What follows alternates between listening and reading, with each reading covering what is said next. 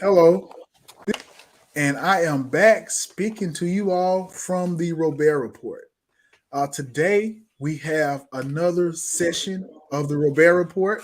I titled it this time, Robaer Report Presents 101. I'm working with the title because it was just the Robaer Report interviews, but I wanted to make an attempt to be more robust in reaching out to the audience. So for you all who are here today, thank you so much. For you all who will be watching in the future, thank you as well. Today is April 11th, 2022. I am talking to one of my esteemed guests that I've had on the show before, Miss Doctor. Is it Miss Doctor? It's just Mrs. Mrs. Okay, Mrs. Yeah. I messed up on that one too. I'll Mrs. take the doctor though, soon and very Okay. soon. So we're gonna say for right now. We don't want to ruffle no feathers. We're just gonna say Mrs. Kiana Shelton, Yeah. LCSW. Yeah. Mrs. Shelton, how you doing today, ma'am? I'm good. Thank you for having me. No problem, no problem. Thank you for coming on. We had our show in February, I believe, and Hmm. I was struggle streaming, so I'm still a struggle streamer. But one of these days, I'm just gonna be a streamer. I might still keep the struggle too. It's kind of cool. But so I wanted to bring her back because Mrs. Shelton gave some pretty good information about her career path as a licensed clinical social worker, and because of the technical issues on my side of the screen was going in and out, or at least the sound was. And I wanted to bring her back. It took about a month or so because Miss Shelton just had a life transition. Yeah. Would you like to fill us in on what I think we discussed it, but fill us in on what's been happening over these last Yeah. days I or so? I moved about maybe 3, 4 weeks ago from California to Okay, Texas. Started a new job in more of a like boutique style private practice here in the great state of Texas. So great state of Texas. lots of big changes. Yeah. You said boutique. That's a what? So explain, because I got questions I want to talk to you about, but we can kind of freestyle it just a little bit. Uh, Yeah. what do you mean by boutique style? Because I know you have the off. From what I'm familiar with, you have the office spaces when you work Mhm. for a company, and when Mhm. you have your own private practice, you can be in your home or have your office space, or you can be in um, a shared space with other clinicians because Mhm. I'll go to these buildings and I'll see like 8 to 10 names on the wall with their Yeah. designations. Some of them have a PhD, some of them have a PsyD, some of them Right. LCSW. So is that what you mean by boutique? Well, explain that to us. So it's kind of like exactly the middle of both of the things you described. So I work for a company, but the company works on individualizing, getting me impaneled onto insurance companies. So certain people with different insurances can look up my name and see me as a provider. And so Okay. they work on the marketing and the billing side. So if I was in an independent private practice, I would have had to do all the credentialing myself. I'd have to do all of the bill pay unless I hire someone. So, working underneath the company, they handle marketing for me, they handle billing, and then they help me grow my practice. And so, then there's sort of a portion that gets pulled out from them helping me with those things, and then my take home part. So, it's kind of like right in the middle. There is office suites, and so on Tuesday I go in person and see folks in the office suites, and then the other 4 days of the week I work remotely from home, and this is my home office. Okay. Yeah, yeah. Your husband, my good friend Mark Shelton, he was on last week. He was telling me about how you all were setting up the new home so that you'll have your Mhm. space and he'll get whatever's left over. So I said that's pretty I said that's pretty cool. I hope you're not watching. If you're watching, I didn't say anything like that. You'll so, see it. so you just kind of hinted at one of the questions that I was asking, and one of the Yeah. questions was, what are some of the differences Mhm. between being an employee for an organization or managing your own private practice? So you Yeah. kind of answered that question. Is there for a person who's interested and going into the licensed clinical social worker route, is there Mhm. something that you can elaborate on to give that person a little bit more information, whether it's regard to managing your own private practice or being an employee for an organization? Yeah. I think some of the biggest things that I would say in terms of a person planning or figuring out their route, of course, once they're licensed, this is when you can start making those decisions. Pre licensure, most places, you're going to be under clinical supervision and need someone that's going to be essentially a clinical supervisor, is a person who's already licensed, that's allowing you to sort of tether or connect to them while you're getting your licensing hours. So, I think the biggest thing is really, what do you want to experience? If you really kind of know your particular niche or area that you want to cater to, and those are the only type of clients you know, and you've already kind of built up some talk around what you do in the community and things like that, then a private practice might be a really great route because you already know what's going to be funneled towards you. If you're wanting to still build up and gain experience when you work with companies, you're going to get sort of, 90% of the things you really cater to and want to work with, and maybe 10% that are going to be not necessarily outside of your training scope, but maybe you work, primarily with individuals who deal with anxiety, and then you get a few individuals who have depression or something like that. Okay. So, I think it really just depends on what that person's focus is, and then also kind of just looking at finances and resources. Are you gonna be the one doing your billing? Are you gonna hire someone? Can you afford to hire someone? All of those different things. So I think it really just kinda depends on the person, but I think if you're newly licensed, unless you really know your narrowed focus, it might be helpful to connect to a larger practice or group practice so that you can gain some more experience. Okay. Because one of the things, or I guess advantages, is that you're going to have colleagues in a more like closer circle to talk to. And sometimes when you're in private practice, it can feel very lonely because it's just you. And so you have to build that community, where a lot of times within a job, you've got other coworkers. So it's sort of built in. Okay. Okay. Okay. Awesome. So I'm one of our hosts on the network. He chimed in. He left a message. Good Hmm. evening, family. Sometimes on the network we jump onto other people's shows, and we allow each other to do that. And so I, t- Awesome. I message him, say, "Hey, chap, log in and talk with us, sir." So if he comes in, he's in Baltimore, and just because he might have some questions, for you as a social Yeah. worker. He's a great host. His show is he's co-host a show called Shared Spaces, from 7 to 8, right Oh, prior cool. to me. Okay. So if he comes in, we'll talk with him. If he does not, then it's okay. Um, All right. so another one of my questions is, as a social worker, the SW part, I Mm-hmm. see MSW and I Mm-hmm. see LCSW. I had one of my relatives in Mississippi. Her and her husband were on the show a few weeks ago, and she's a MSW. And Okay. so Awesome. your designation is LCSW.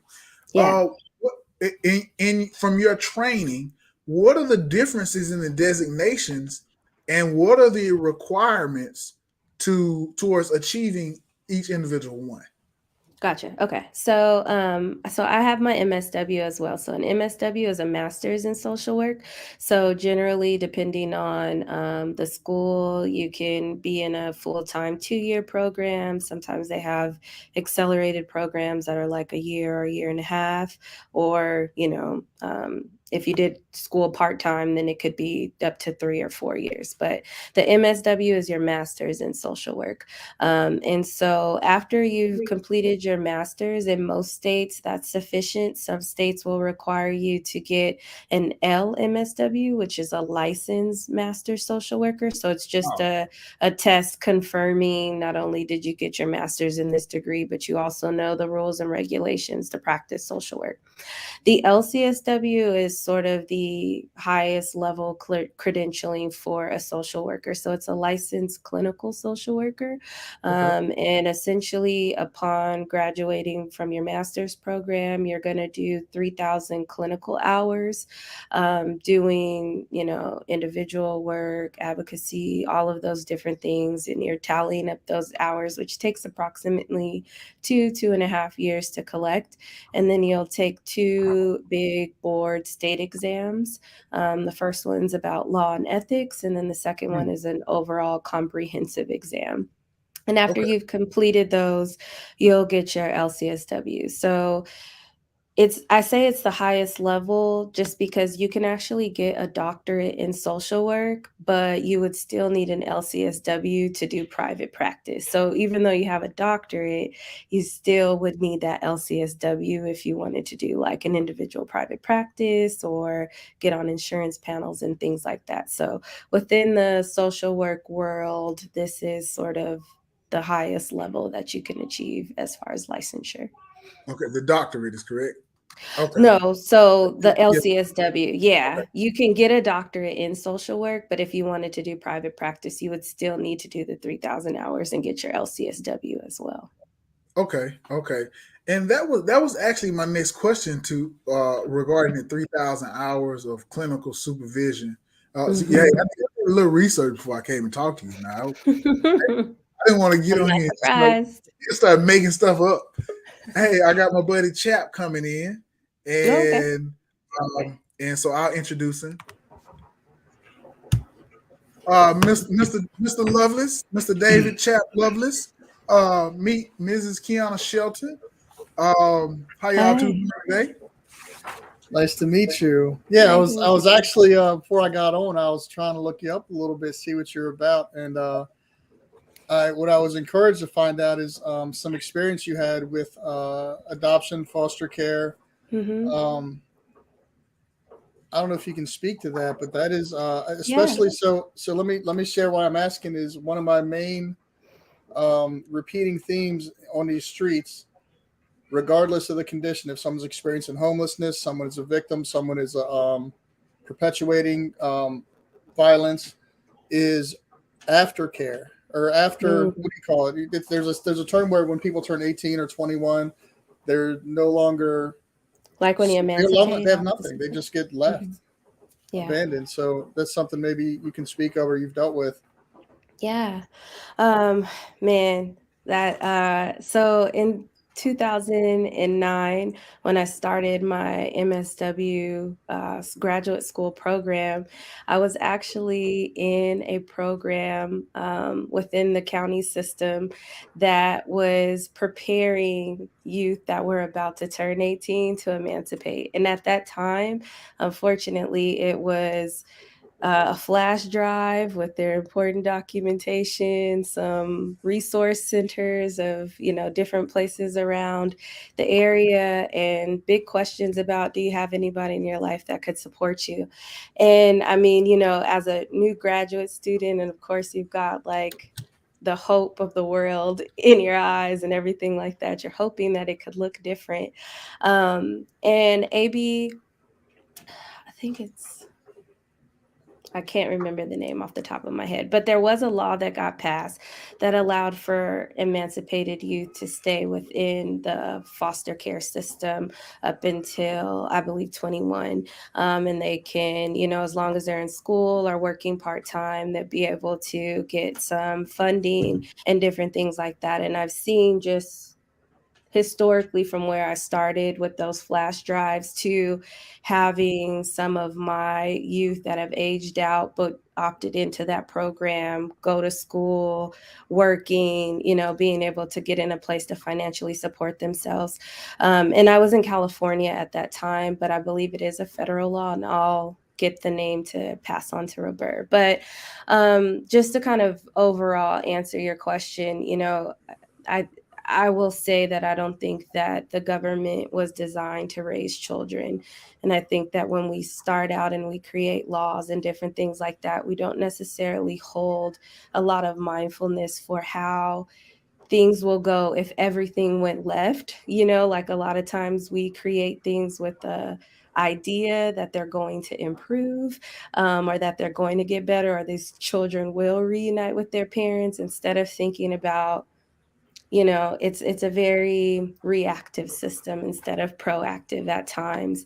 And so I think over time, what we ended up seeing was, oh, this isn't going the way that we thought it was going. And the number of homeless, emancipated youth, and all of those different needs. So I actually have a really good friend, Khalil Hodges, who has a program called Area 815, and what he does is all about emancipated youth and foster care, and working on lobbying to change those laws and different things like that. But it's really made me super cognizant. So just recently, I got my driver's license for Texas. I just moved to Texas, and at the bottom of that license, it had a like line, the very final line was, would you like to donate money to emancipated foster youth to help them with funds to get their driver's license? So I added some money to that. And then there's a pool of money there that if they come and they can't afford to get their license, that they can, fill out those forms. And if anybody's donated to that. So there's so many ways that we can find ways to help, but yeah, I totally agree with you that it's one of those things that I hope we continue to see improvements on. And, this is a consequence of living in a reactive way of navigating policies. And so, policy reform and different things like that, these are some of our main issues to tackle. And thank you for correcting me. The aged out of foster care. Um, Hmm. no, that's good information. I like what you said about Texas, and fortunately, like in the state of Maryland, one of my kids, his name was Ryan Weinberger, and when he turned 21, there was no one left to take care of him. However, his parents had left behind disability benefits or survivors benefits through Social Security for like over Hmm. $30,000, which would have been a nice start for him, right? A nice launching Yeah. pad. But the state of Maryland reclaimed that money because of the cost for at the time, and this is back in 2016. It wasn't that long ago, but they Hmm. reclaimed that money to saying, he's repaying them for taking care of him for the past however many years. So Wow. yeah, so like you said, we need people like that are thinking like you to fight these things on a legislative level because um, there is a gap in community stepping up for aged out foster kids. And I agree with Hmm. you that it's not the government's responsibility. I don't think ever to be in my, in my family's house, and like not just my personal family, but my city family, like, Hmm. because it doesn't help. But to go out of the way and take benefits that were due him was excessive, but that's the way the law was written at the time. Um, so I think the community has a lot of great organizations that'll, if you need to eat, you know where to go, right? If Right. you need if you need law services, some people you can reach out to, or even if you need free vaccinations, you know where to go. There's all these really great people that are thinking about stuff, but I think there's an oversight when it comes to our aged out foster kids because of the Hmm. the mentality that, well, their government's taking care of them, or whatever family's getting a check to take care of them, or whatever, Hmm. and then they find themselves a lot of times without any direction. Yeah. So I appreciate you speaking to that. Yeah, Like so. it's a really tough one. It's a really tough one, and, I think that, I just know from 2009 to present day, it's gotten better. I just also know that what seems like it could be done overnight takes 6 years, it feels like, and Wow. that can be extremely frustrating, and I think that's when, our biggest ways of impacting community are with the closest people we can touch, right? So the conversations we have within our home, the conversations we have with our friends, the conversations we have with our neighboring communities is more impactful for where we see change sometimes than the law. And then once we see that, we start to see those laws overturned. And local MSW programs in your state and different things like that, they're all sending students to go to lobby days and different things like that to fight on these issues. And so those are some great ways to get the next generation of social workers fired up for these. So Mrs. Shelton, you spoke a few moments ago. You kind of mentioned in passing about law and ethics, a Mhm. part of the testing that you have to complete to complete your 3,000 hours of clinical supervision Yeah. for your LCSW. So, as a social worker, are you required to do law? I mean, I'm just Mhm. tossing out a question because you know that was a pretty powerful point that you made. Are you required to do law as a social worker, or are you required to understand it or know it, or did you have to take law school courses, or what is that? What was that about? Yeah, no, that's a really great question. And I think it's twofold. It can be dependent upon the type of social work that you go into. If you're going to go into more of a macro level social work where you're working on policy reform and stuff like that, then I'm sure you're going to have some concentrated law like classes. As far as just a social worker in general, and when it comes to law and ethics, it's part of our ethics to be mindful and aware of the current laws and the way that they impact our most marginalized populations.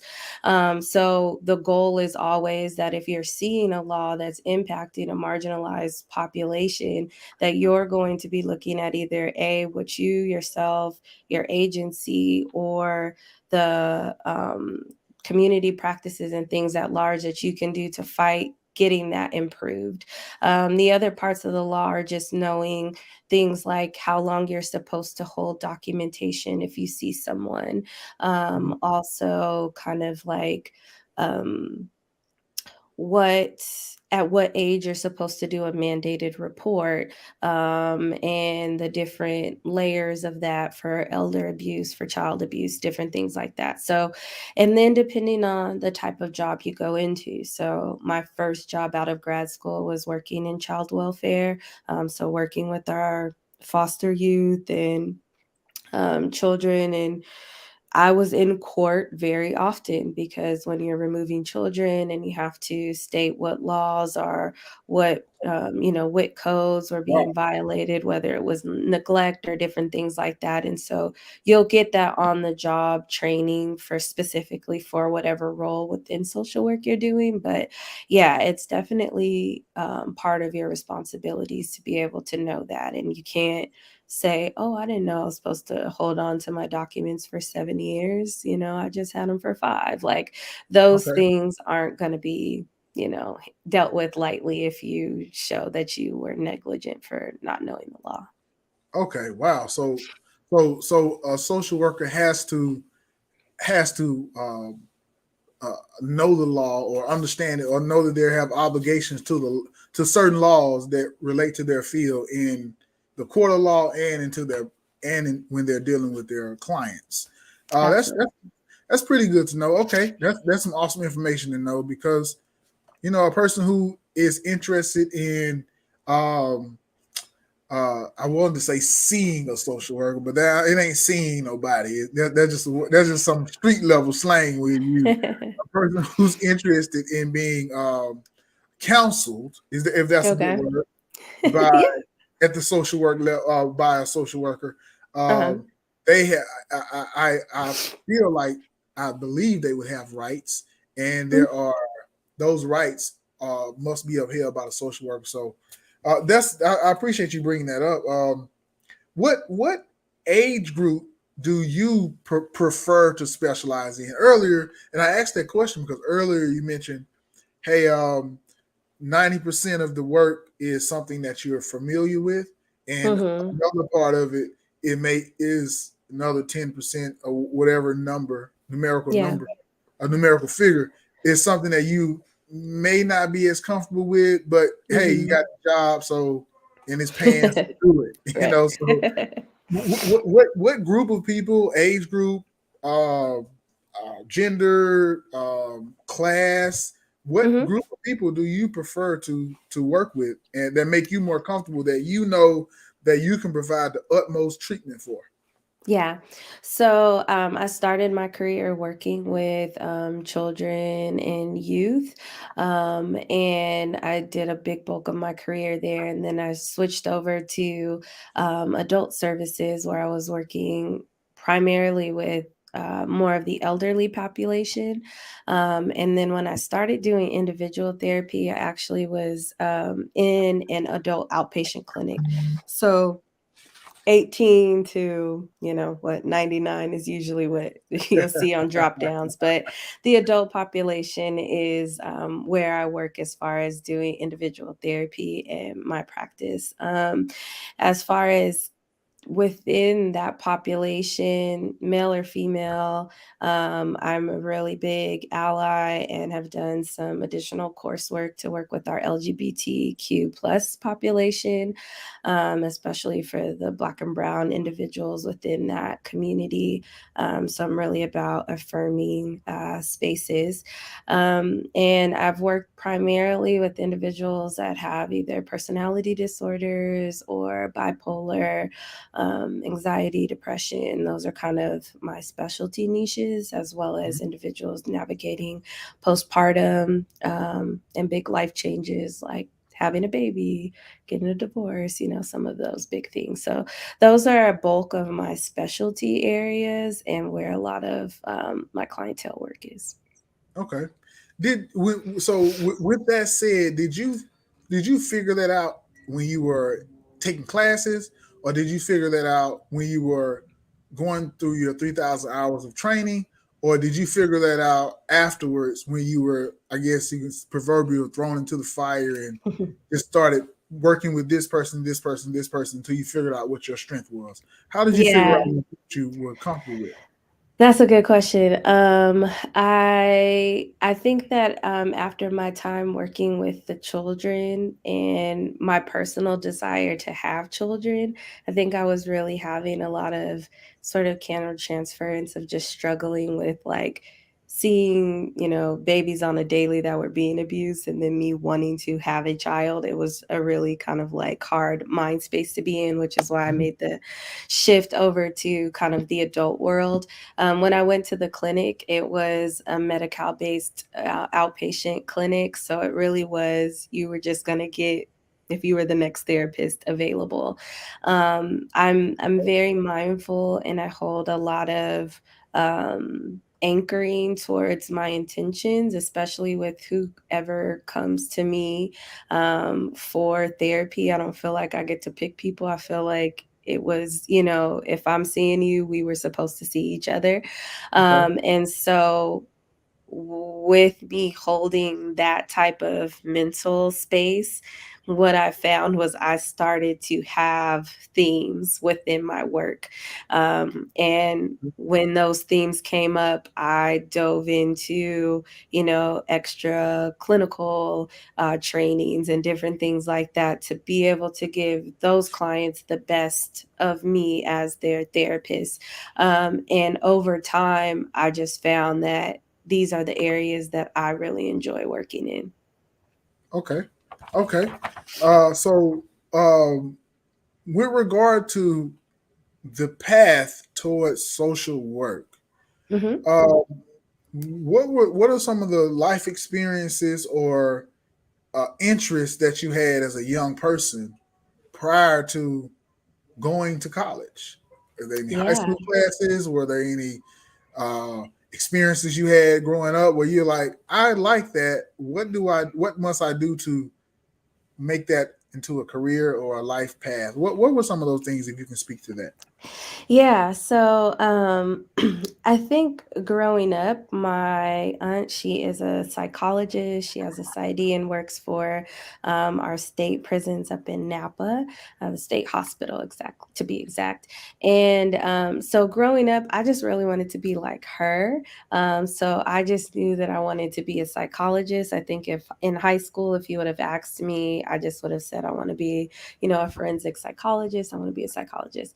Um, Within my home, we were very active, not only in the church, but in the community. My mom was a part of a grassroots organization called Project New Village. And one of the big starter things they did when that nonprofit was opening was they went around and did community surveys. And so my mom was a single parent of four. So if she's doing something, we're all doing something.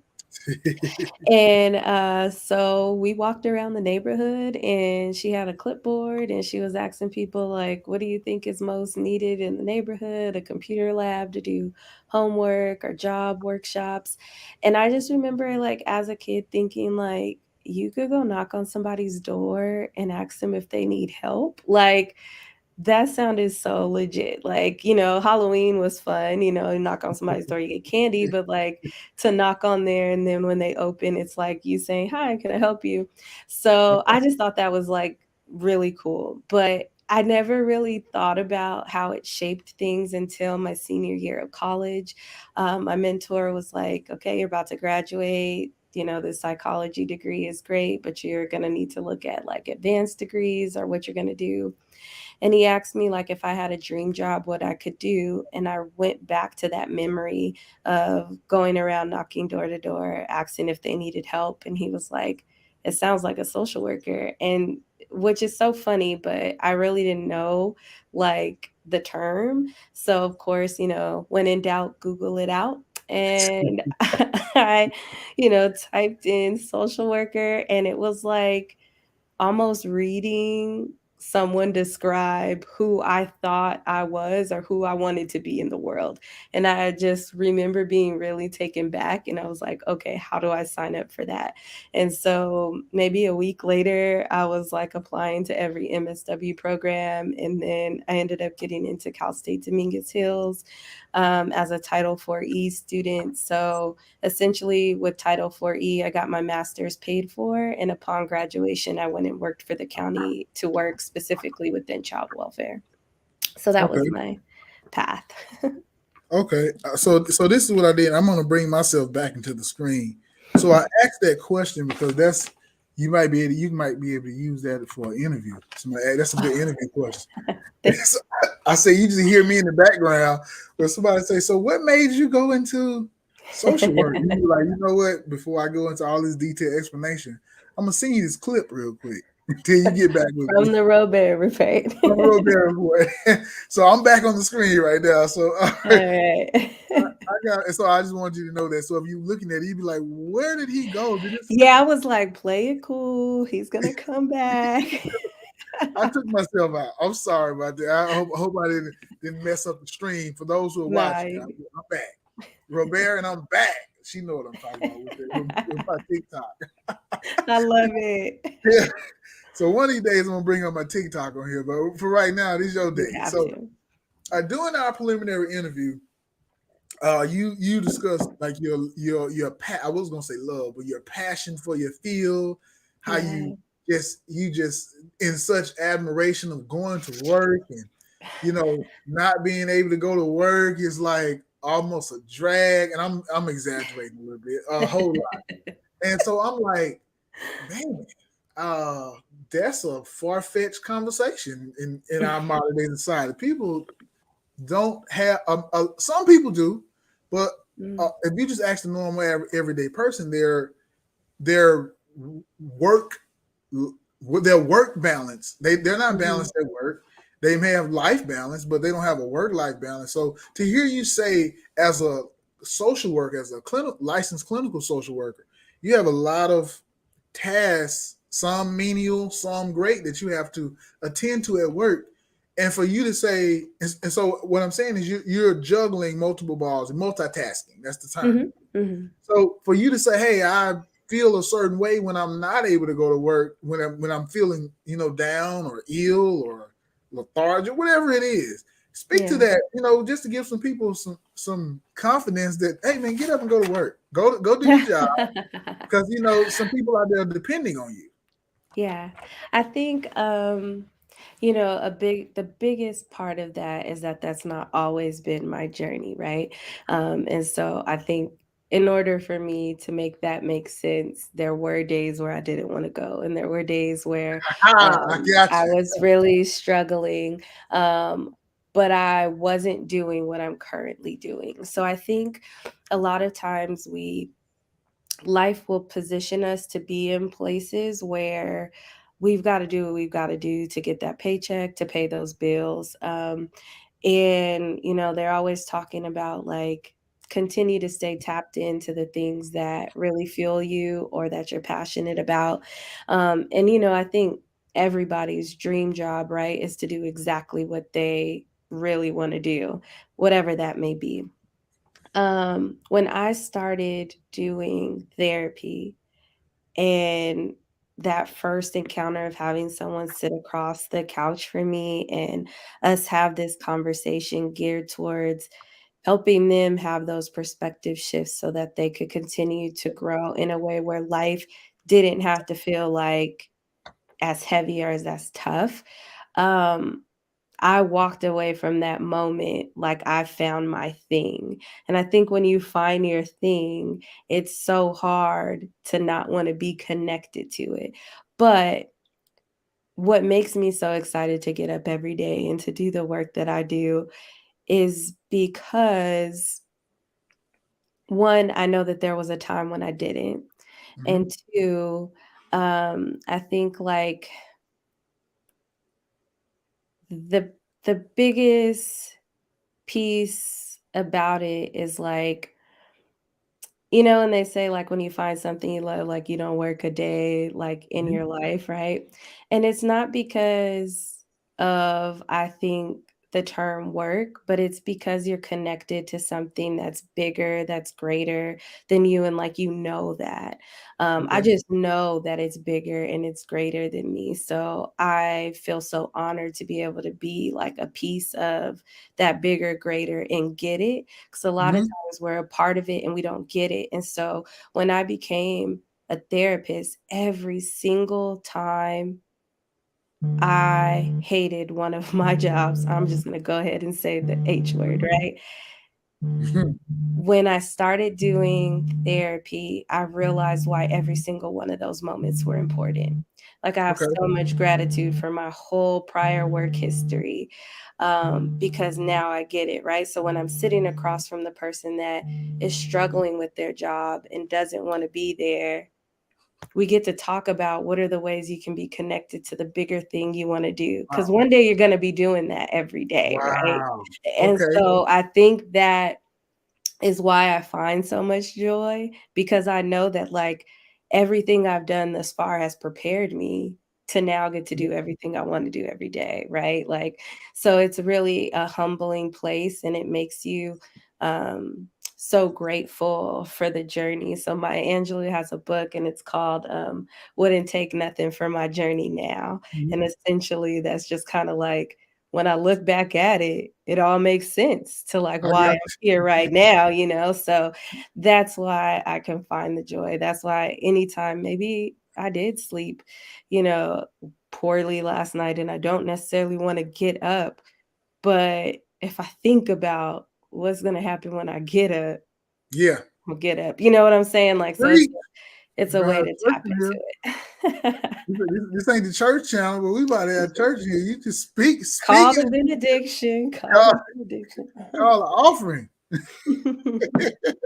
No, but what you're saying is very impactful, because it sounds like you have experiences in your life and you listen to your clients Yeah. and they'll have an experience, and then you can take whatever self-reflection that you had for yourself and maybe attempt to help that person. I don't know if that's something that you do, but I'm just listening to you because that's powerful. Like you do a internal. Whenever you're experiencing something, you say, "Okay, this is what I'm experiencing," and you're looking out for it from your clients. Yeah. You're giving them some advice about how they can move forward based off of how you move forward, or maybe based off of your scientific training or your clinical training. So Yeah. that's I would pretty never much.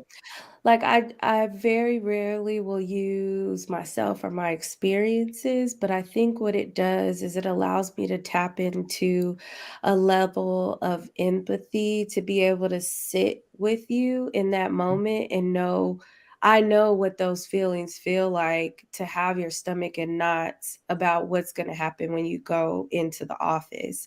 So Right. I can tap back into those feelings and I can sit there with you while you're processing it. But like how your body may respond to it is completely different from mine. So I'm never really bringing anything I've personally dealt with verbally calling that into the room. It's more of a internal check-in of like I have that feeling or I have something similar to that feeling where I can sit in this space with this client and really understand that. Okay. Okay. So that's kind of what I mean by that. Okay. Okay. Awesome. Okay. And I thank you for elaborating on the statement that I made because I'm just a host of a show. I'm just listening and trying to understand what the person is saying, and then if I don't completely get it, then I do appreciate that a guest such as yourself is open to saying, "Hey, that's not exactly what I meant. I'll explain it." Without checking me. Hey, dude, I didn't say that. Don't you ever. No, and I love what you're doing with the show, and I really think that like we don't know who's gonna watch this, and it might be somebody that's considering or even thinking about therapy for the first time. And Correct. so, I really wanted to paint the most accurate description of kind of like what it would look like to sit in that room because I'm always mindful of that. Like this may be the closest thing anybody's got to like really seeing a therapist, Correct. uncandid, out of their actual work element. So that That's was right. it. But you did. You brought up the point and I just wanted to kind of piggyback off of that for sure. Okay. Well, I just have one more question for you, and for this question, this is going to be one of those interview questions that when I took myself out of the screen, I'm gonna highlight you. And this one is in regard to self care. Okay. You talk to people, you talk to your clients. Now, not I won't say people. You talk to your clients who are people. I Mhm. don't think you talk to animals. Maybe they got people who talking to the animals. To get them in check. But, hey, shout out to those people, and also shout out to I'm gonna say Dr. Maya Angelou. I mean, I know Yes. everything, but you just mentioned the name, so let's lift that up. Yes. She's watching from her place, and her family may be watching, and so hey, if y'all are watching, man, look up Mrs. Kiana Shelton. She giving shout out to that family. So I'm gonna pull myself from the stream, and I want Okay. you to talk about self care because Mhm. that's a very powerful topic. After you speak to so many clients who are coming from a variety of places in a individual work day, I'm not talking about over the course Yeah. of a week or a month. In an individual work day, you get there at 9 o'clock, so you get there 8:55, sit down. Your 9 o'clock show up at 8:59. So you do your 8 o'clock to 8:40, 8:45, 8:50. 10-minute break, 9 o'clock to 9:45. 10 o'clock, Mhm. 10:45. Lunch break to 12. Yeah. Meeting 12 to 1. Another client from 1:40, and I'm piling on this stress. That's why I'm talking like this. Piling this stress. One Yeah. 1:45, 2 o'clock. Get a 15-minute break to go and make some tea. You got to talk to one of your coworkers because you're all writing a paper together. So you do Yeah. that for 15 minutes. And then you have to take 5 extra minutes to shoot an email. One of your clients is they're early. You're late 5 minutes. They're upset. They're frantic. So you give them extra 5 minutes. You finish at 2:55. Then you got 3 o'clock. Then you got to get it in traffic. You're in Texas now. Mm. You got to get Yeah. in there. Well, you at home. You at home, but Yeah. you, But I have learned about the traffic. It's yeah. intense. I lived in Dallas for a little while, so I understand. So I'm gonna pull myself. But speak to that. What are some methods that you Mhm. employ regarding self care for somebody who may be watching who say, "Hey, I like this field, but it sounds stressful. How am I supposed to take care of Yeah. myself?" Mhm. Mhm. That's a really great question. So I think one, depending on where you choose to go, especially if you're looking at like a helping profession or anything like that, most of the time there are going to be some courses dedicated to you starting to either think about or create kind of what your self-care practice is going to look like.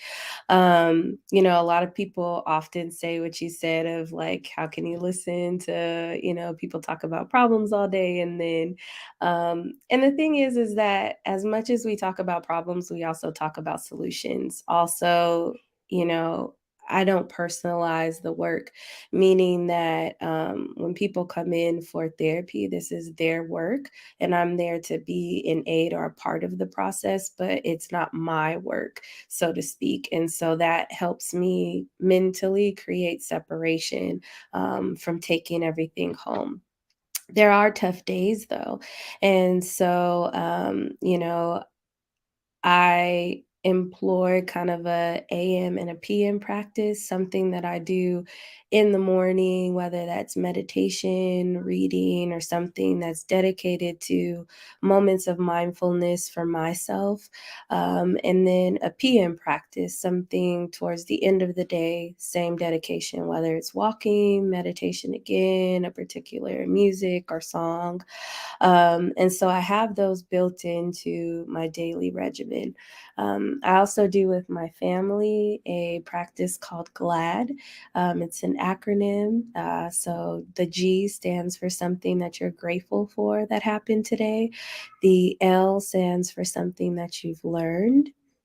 The A is for something that you accomplished, and the D is for something you delighted in or that made you smile. And every night, me and my little family, we do that practice together. My son's only 2, so he's really got the G down. He can tell you what he's grateful for. Last night, it was TikTok and Nana.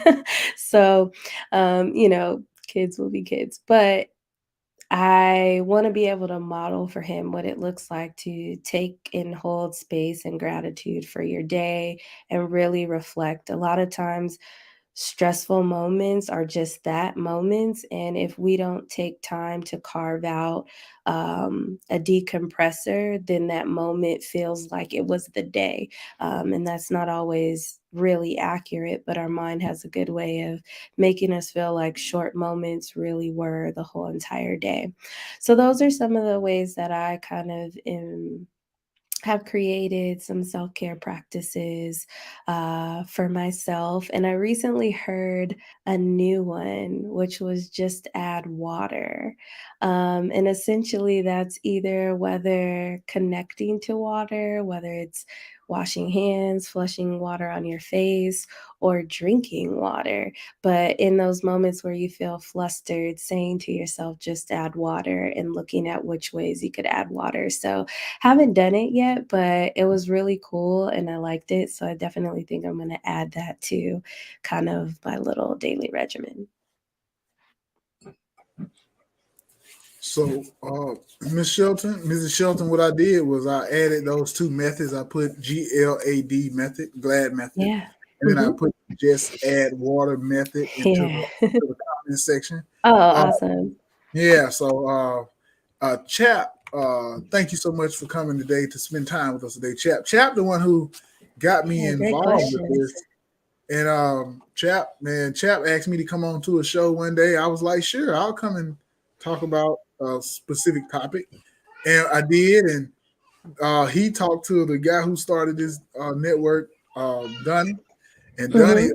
I had met Donnie before. Donnie called me, asking me some questions. They were like, man, you want a show? I'm like, I want a show, man. What are you talking about? What language are you speaking? Hold up, start over. Because I'm like, we were just having a conversation, and you want to talk about a show, and so that's what brought me into this space, That's Chap. So awesome.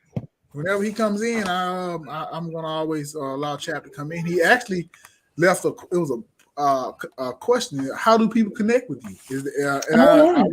I'm happy to to say that. How do people connect with you if that's possible?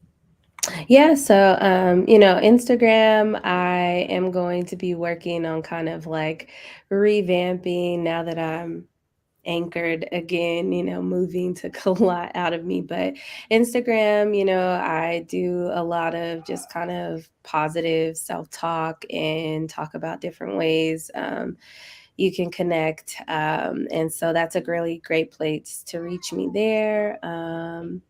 What's your Yeah, Instagram? my I put it in Facebook the too. chat. My Instagram is LOCK underscore the letter N underscore KI. Lock LOCK underscore N underscore KI. Yep. All right, and then you Yep. said your Facebook. My I'm Facebook highlight is that on the screen. Okay. my All right. Facebook is just like the standard Facebook URL, and then Kiana Jackson 1, I think it's my maiden name. Yeah, we won't put the Facebook. That's more personal. But they heard you. But I did want Yeah. to put the Instagram up. That's And I more think it is on Instagram, like if you see it where other places you can find me. So that's a okay. good one. Okay, awesome. So if y'all interested in learning about the methods or learning about the glad method, just add water method, or interested in reaching out and learning more about the field of social work, how you can get involved, what are some ways to find a counselor if you need one. I'm not, because hey, she's a professional, so don't go asking her for if you ain't sitting no cash out. I would say with cash out, but I don't want to do that Well, right. I can connect you to where you need to go. State, city, I can give you some Okay. good pointers. Yeah. We're going with the cash app now. Don't forget the cash app, y'all.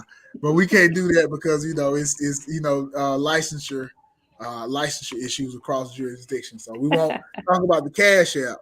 But No. is there still a cash app? Send a cash app to the Instagram. You all see it. Look, so I appreciate you so much for coming. Yeah, Don't thank you forget, for having me. for sure, for sure. Thank you once again for chat for coming through today. Um, and once again, this is the Robaer Report. We come here, we talk to individuals and their contribution to society and societal development. We've been on here for about an hour. Have definitely enjoyed the time today, and we will definitely have Ms. Kiana Shelton, LCSW, back on the show. You mentioned one of your friends that we've talked about off, Yeah, and I so got to you get them on. mentioned in the chat. So on that day when he comes, I may want to have Chap co-host the show with me That because would I be think awesome. because he may have more experience with that line of questioning, but I'm still gonna be here throwing in my 2 cents. Now it's called a Robaer Yeah. report, not nobody else. And so I thank you so much. Yeah. Welcome once again. Welcome to the show, Facebook users, YouTube viewers, and we'll be back here next Monday, same time, 8 p.m. Eastern Standard Time, to talk to another guest on the Robaer Report. And we definitely thank you for your time once again. Take care. Bye bye. Hey.